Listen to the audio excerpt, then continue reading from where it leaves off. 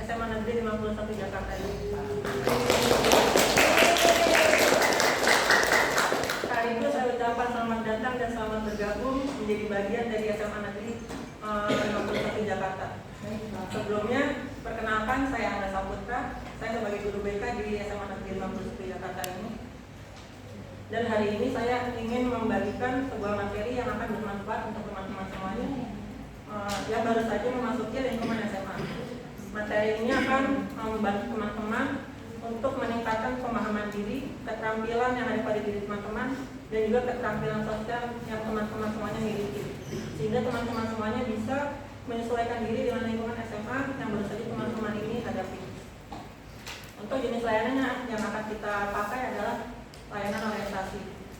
Layanan orientasi sendiri adalah sebuah kegiatan yang bertujuan untuk membantu individu untuk mendapatkan informasi dan juga pemahaman terkait lingkungan atau situasi yang baru saja dia hadapi. Untuk materi yang akan kita bahas adalah menjelaskan strategi pengembangan diri dan keterampilan sosial yang berguna bagi peserta didik baru di SMA. Tujuan dari materi yang akan kita bahas ini adalah ada dua. Yang pertama, meningkatkan kepercayaan diri teman-teman.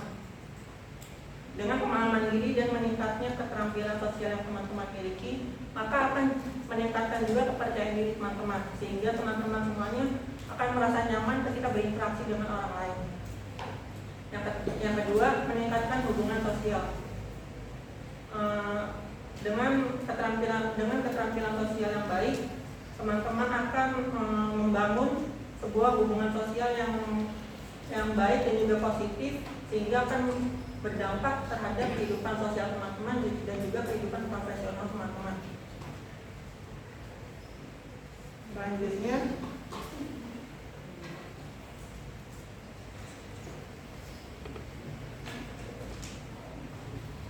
Selanjutnya kita akan membahas materi yang ada di PowerPoint, dan saya akan menjelaskan materi-materi yang ada di PowerPoint tersebut. Dan saya ingin mengingatkan kepada teman-teman semuanya, kalau mencatat materi yang akan kita bahas nanti, karena setelah kita membahas materi kita akan bermain game, dan soal-soal yang ada di dalam game masih terkait dengan materi yang akan kita bahas. Baik, sebelum kita lanjutkan ke pembahasan materi, ada baiknya kita berdoa supaya pembelajaran hari ini mendapatkan kemudahan dan juga ilmu yang kita dapatkan bisa bermanfaat untuk diri kita sendiri. Berdoa dimulai.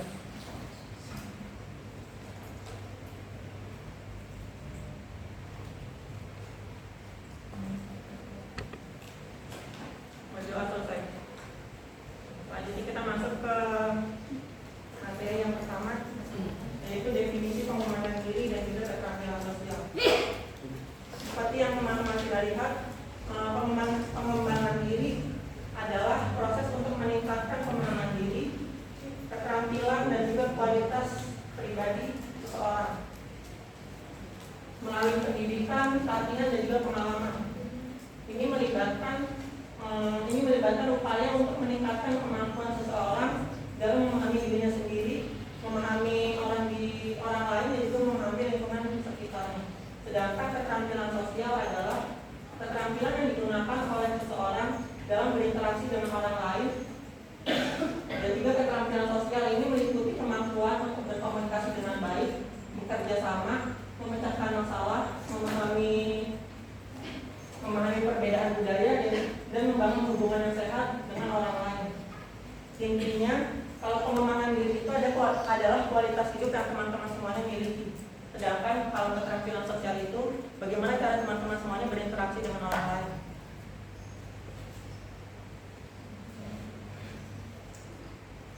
Materi selanjutnya adalah jenis-jenis keterampilan sosial yang berguna untuk peserta didik baru.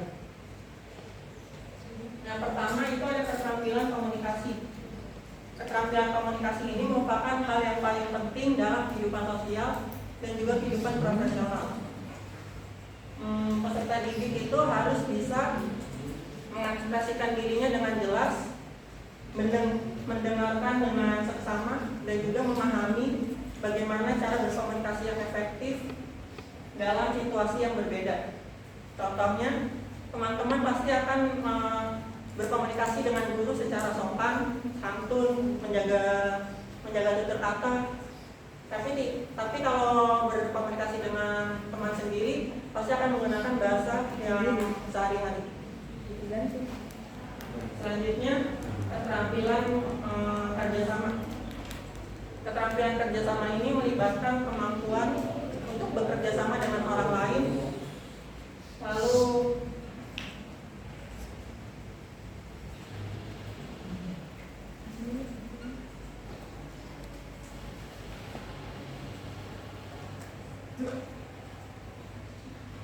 membagi tugas dan tanggung jawab, dan juga mencapai tujuan bersama.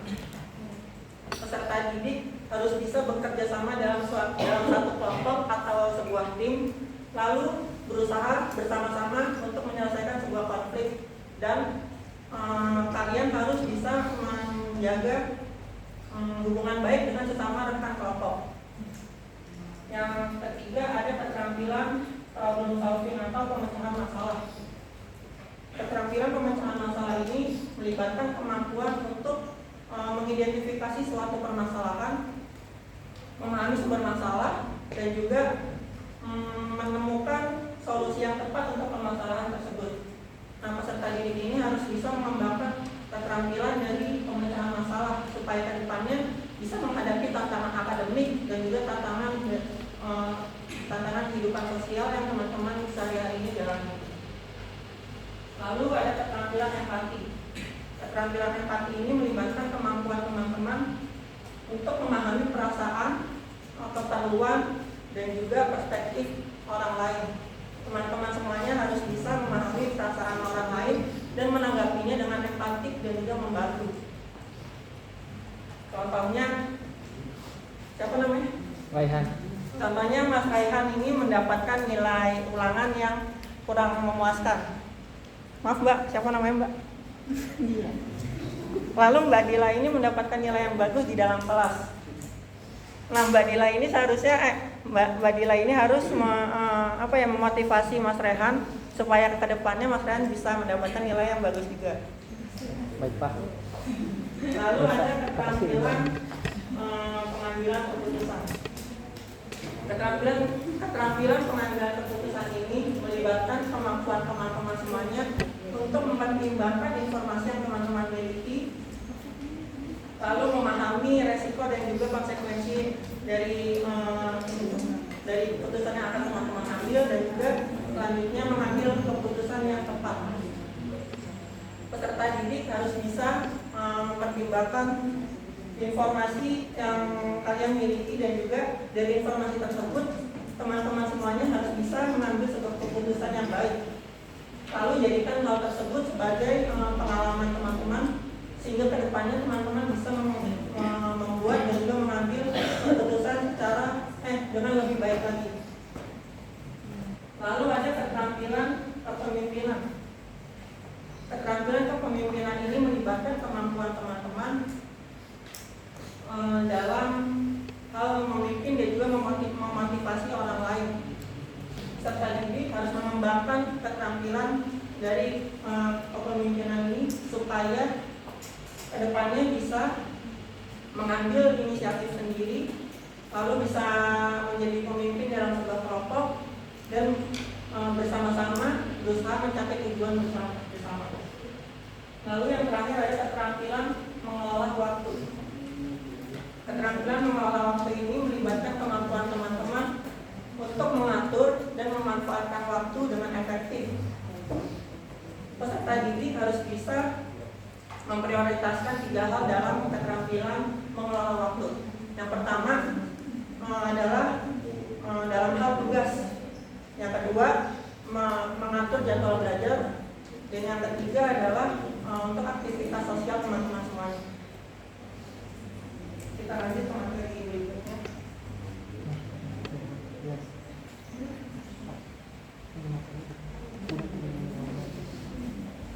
Selanjutnya adalah strategi pengembangan diri untuk peserta didik baru. Yang pertama, menjaga kesehatan fisik dan juga mental. Kita semua sudah tahu bagaimana cara menjaga kesehatan fisik, seperti berolahraga secara teratur,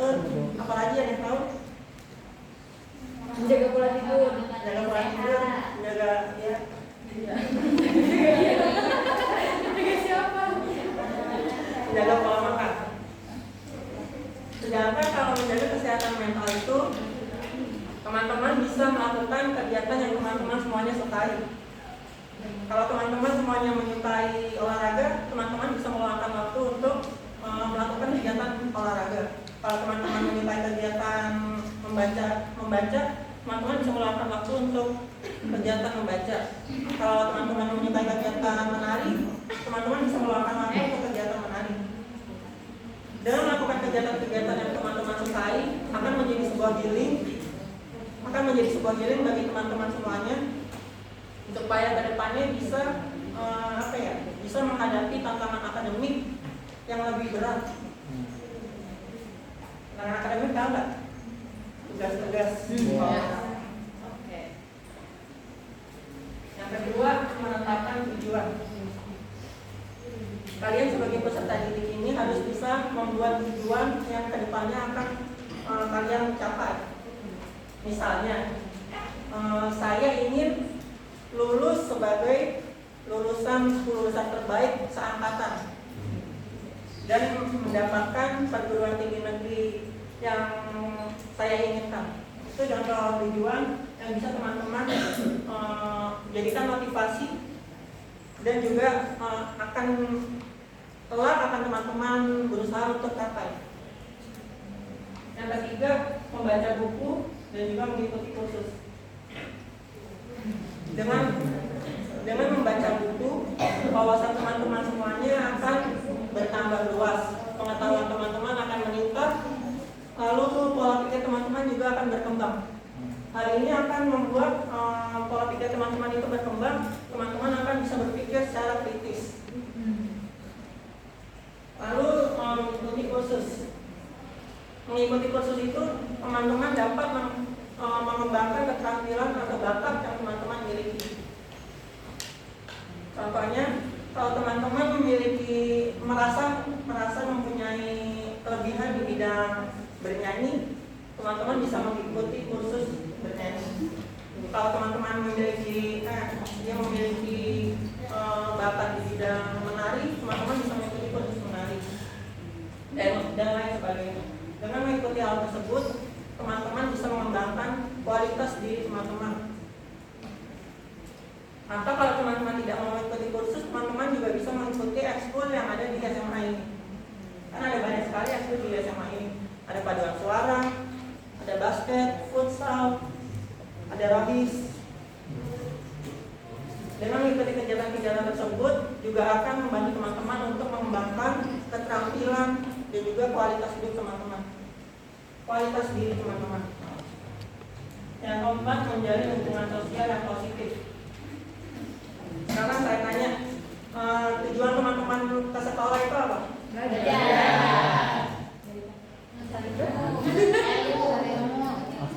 Yakin dengan jawabannya?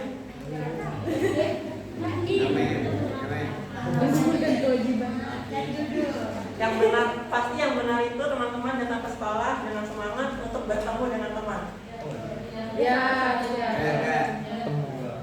Jadi kalau ada yang jawab tujuannya belajar, wah, bohong sekali ya.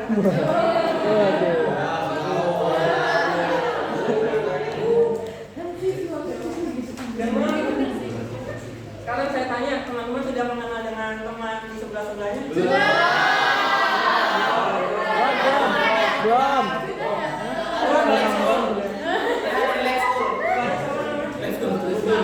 Udah tahu dengan teman sebelahnya?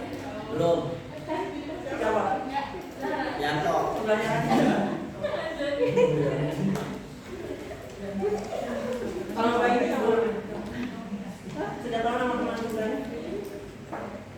Dengan teman-teman sudah mengenal dengan teman-teman semuanya sudah mengenal peserta didik yang lainnya atau teman-teman sebaya kalian, ini akan menjadi motivasi untuk teman-teman semuanya untuk bersemangat dalam berangkat ke sekolah. Ingat ya, tadi tujuan kalian ke sekolah apa? Buat belajar ya Mas. Lalu ada mencari mentor. Mencari mentor itu tidak hanya bisa dilakukan oleh seorang guru. Teman-teman juga bisa rajin, yang pandai, yang aktif dalam kegiatan sosial. Dengan mencari mentor itu akan membantu teman-teman untuk mengembangkan kualitas diri teman-teman. Lalu akan bisa memotivasi diri teman-teman dalam bersemangat ketika belajar. Lalu juga akan membantu teman-teman untuk mencapai tujuan yang tadi ingin teman-teman capai.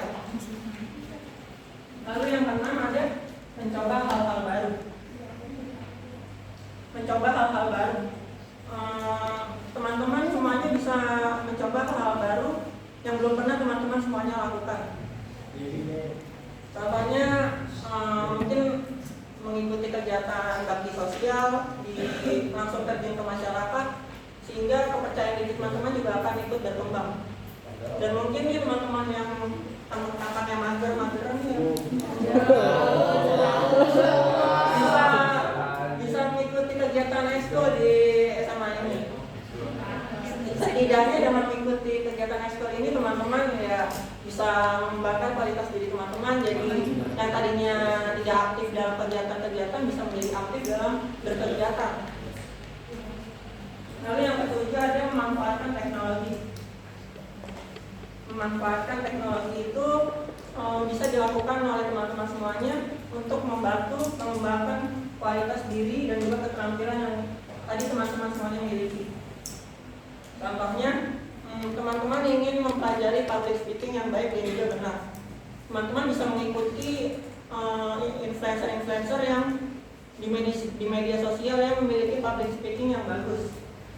Dengan mengikuti influencer tersebut, teman-teman akan mendapatkan tips-tips bagaimana caranya membuat public speaking yang bagus.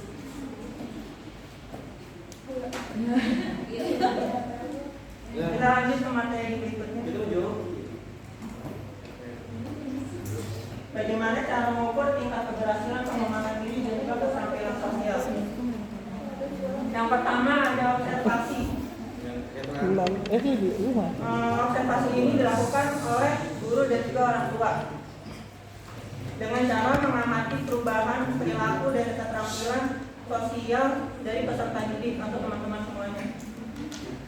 Setelah terlihat bagaimana pengembangan diri teman-teman, misalnya jika seorang peserta didik seperti kalian tanggung dalam berbicara di depan umum, namun setelah mengikuti kursus public speaking menjadi lebih percaya diri, maka dapat dikatakan bahwa kegiatan pengembangan diri tersebut berhasil. Yang kedua ada evaluasi diri. Evaluasi diri itu peserta didik dapat melakukan evaluasi diri secara teratur untuk mengukur kemajuan mereka dalam pengembangan diri dan keterampilan sosial. Evaluasi diri dapat dilakukan dengan cara membandingkan keterampilan dan perilaku sebelum dan sesudah terlibat dalam kegiatan pengembangan diri.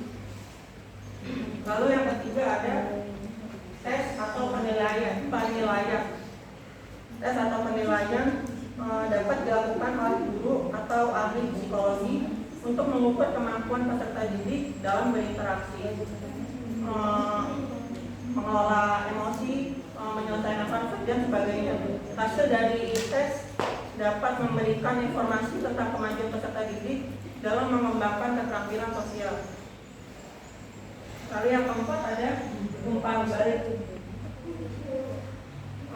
Guru atau mentor dapat memberikan umpan balik kepada peserta didik setelah terlibat dalam kegiatan pengembangan diri. Umpan balik dapat membantu peserta didik untuk mengetahui kekuatan, kelemahan dalam mengembangkan diri dan juga keterampilan sosial kalian. Dan yang terakhir, kegiatan pengukuran. Kegiatan pengukuran dapat dilakukan oleh lembaga pendidikan dengan mengumpulkan data dari peserta didik dan orang tua tentang kemajuan mereka dalam mengembangkan diri dan keterampilan sosial. Data tersebut kemudian dapat diolah dan dianalisis untuk mengetahui efektivitas kegiatan pengembangan diri dan keterampilan sosial yang sudah dilakukan. Selanjutnya, kita akan bermain game. Aturannya simpel, akan ada 5 soal yaitu pilihan ganda. Bagi yang tahu jawabannya silakan angkat tangan. Dan satu soal ini akan ada 2 kesempatan atau 2 orang yang akan menjawab jika orang pertama gagal menjawab jawaban yang benar. Paham semuanya?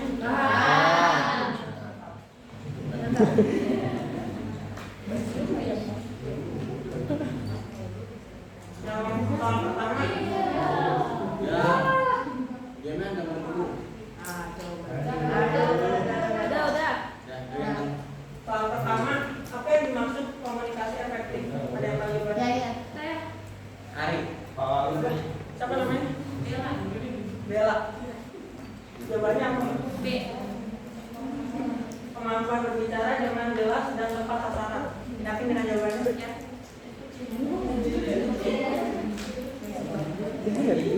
Yakin? Deal. Jawaban ibu di sini.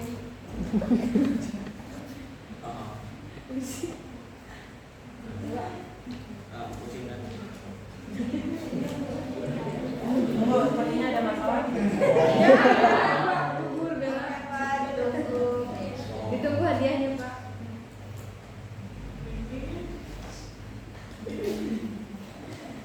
Jangan langsung makan. Jadi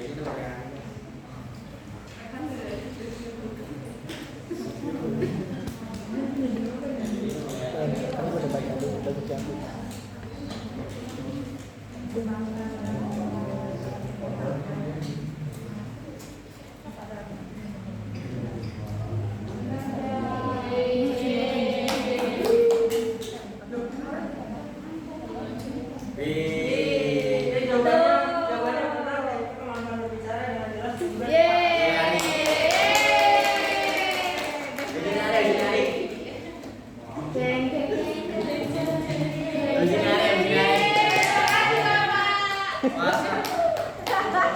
Puasa ya, Bella. Soal yang kedua, apa manfaat dari mengembangkan keterampilan sosial?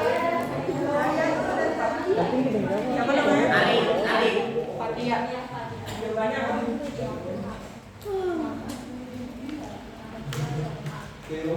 Yang A, meningkatkan kepercayaan diri. Yakin? Deal. 2. Amelia.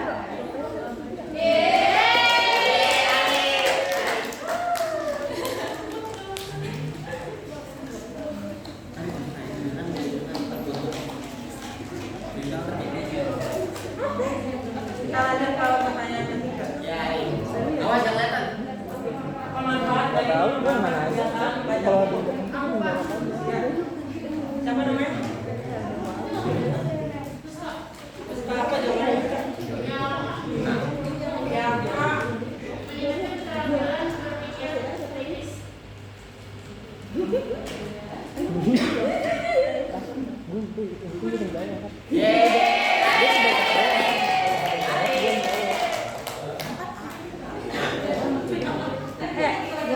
Masih ada berapa enggak?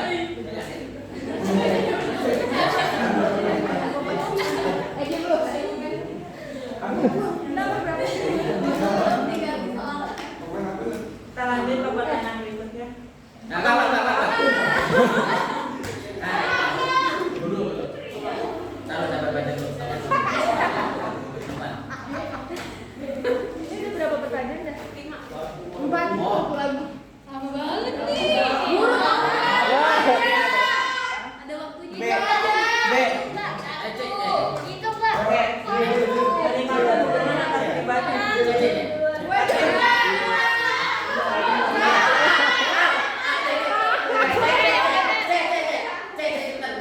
Berarti mau cerita kalau kayak gini banyak.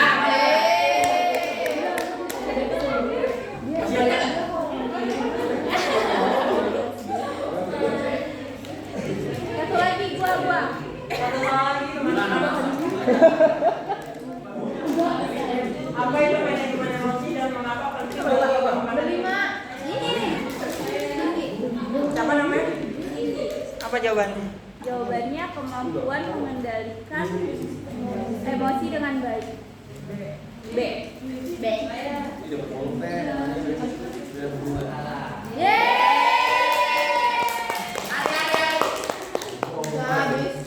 Habis.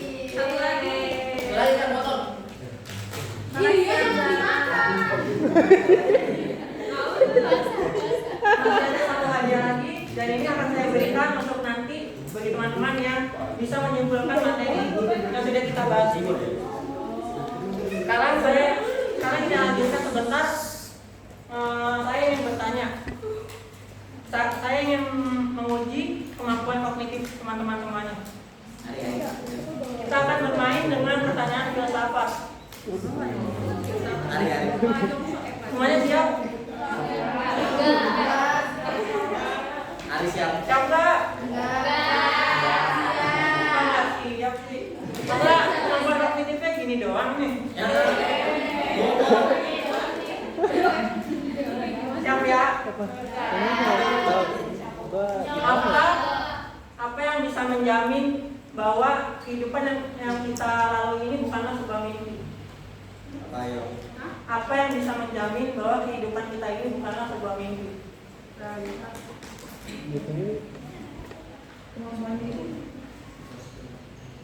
Jawab pertanyaannya tidak harus dengan ilmu filsafat. Silakan teman-teman jawab apa yang teman-teman pikirkan. Ulangi. Apa yang menjamin bahwa kehidupan kita ini bukanlah sebuah mimpi? Bisa aja nih, saya dari tadi ngejelasin, saya lagi tidur aslinya, dan ini cuma mimpi saya.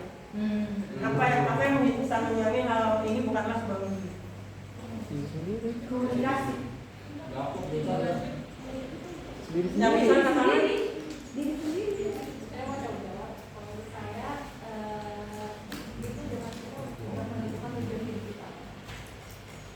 Menentukan tujuan hidup kita.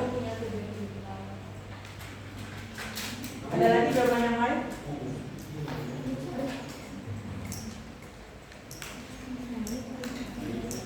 Ada yang mau menjawab lagi? Gak ada nih. Iya, siapa namanya? Tadi Mbak siapa? Kenapa?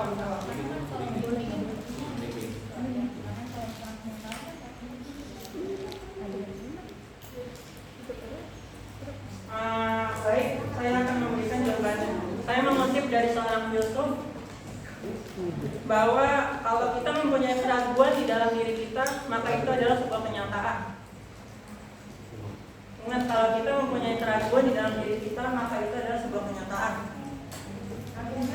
Karena di dalam ilmu filsafat itu eksistensi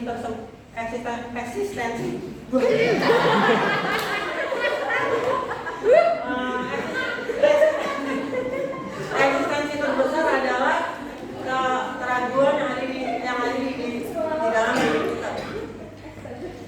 Kenapa bisa keraguan adalah eksistensi terbesar? Karena dengan keraguan seseorang itu bisa berpikir secara kritis. Ia akan mencari jawaban dari sebuah kesulitan secara luas, secara mendalam, dan secara lebih jauh lagi.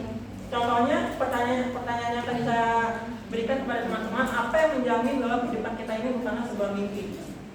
Lalu teman-teman bisa berpikir secara kritis dengan jawabannya masing-masing. Baik, kita sampai ke akhir sesi pembelajaran hari ini.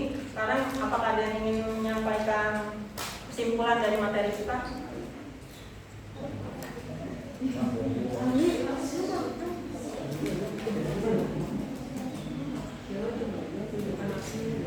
Ada hadiahnya nih.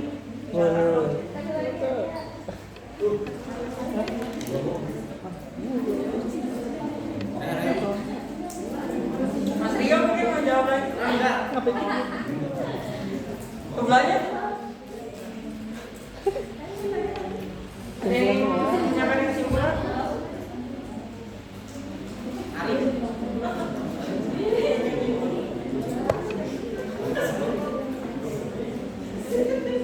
Baik, jika tidak ada, mungkin adanya juga ya.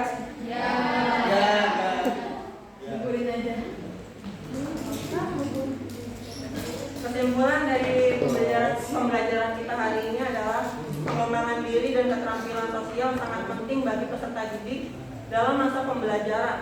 Peserta didik dapat mengembangkan keterampilan sosial seperti keterampilan komunikasi, keterampilan kerja tim, dan keterampilan kepemimpinan dengan mengikuti kegiatan sekolah dan bergabung dengan organisasi atau ekskul yang ada di sekolah.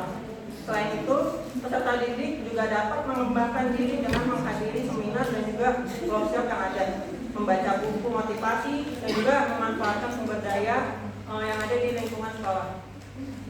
Baik, itu kesimpulan dari pembelajaran kita hari ini.